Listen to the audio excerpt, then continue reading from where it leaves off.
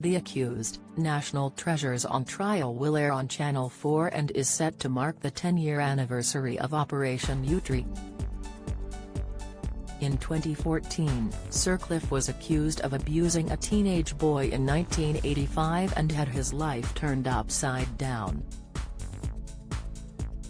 During the documentary, the singer describes the physical and mental toll the allegations had on him, fearing shingles would make him blind.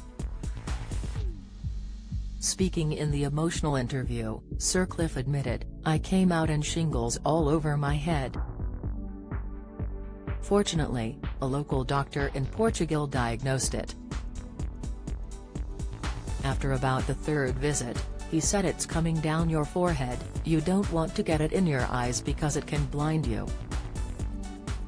I said, how do you get shingles? He just looked at me, gave a little tiny smile and said, stress." Operation Yewtree first began after allegations of historic sex abuse were established in the wake of the Jimmy Savile scandal. Cliff was under investigation for sexually assaulting a 15-year-old boy during a religious rally at Sheffield United Football Club in 1985. He denied the allegations and was never arrested, and in June 2016 prosecutors announced he would face no charges. During the documentary, Cliff recalled feeling lost and in despair in the aftermath of the allegations, especially since he found out via the news. He explained, "You cannot stop thinking about it. Friends came to Portugal to visit and that was great, we laughed together, we played tennis together and then you go to bed. And then it all crowds back at you, how could someone do this?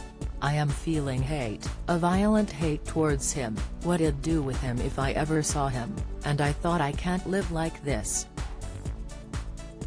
I seem to remember one headline that really bothered me and it just simply said Sircliffe molests underage boy. Not allegedly. It's a lie. I didn't do that to a young boy. I prayed every night. I said he knows it's not true, I know it's not true and God knows it's not true. The coverage of his court case was documented via the BBC, however, Cliff filed a lawsuit against the broadcaster for their coverage. Virgin River plot hole, Jack Sheridan family ties open up major error. He recently appeared on Sky News to discuss the documentary, and explained he felt as if he would never get over it. Cliff exclaimed, "It could have destroyed me I suppose because, in fact, it was such a shock to suddenly wake up and find that this has happened.